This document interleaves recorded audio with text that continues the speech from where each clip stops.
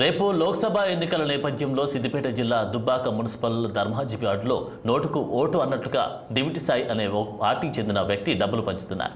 అది గమనించిన బీజేపీ నాయకులు పోలీసులకు ఫిర్యాదు చేశారు. వ్యక్తిని అదుపులోకి తీసుకున్న పోలీసులు అతని వద్ద నుంచి 11,500 రూపాయలు స్వాధీనం చేసుకున్నారు.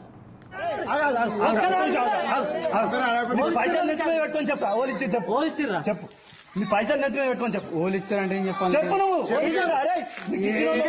పైసలు ఇంకేడారు పైసలు ఓలిచ్చి చెప్పు. రే నువ్వు పోలీసు స్టేషన్ ఫోన్ చేస్తా. నువ్వు డైరెక్ట్ పేరు చెప్తావా? చెప్పు. పేరు చెప్పరా? పేరు చెప్పు.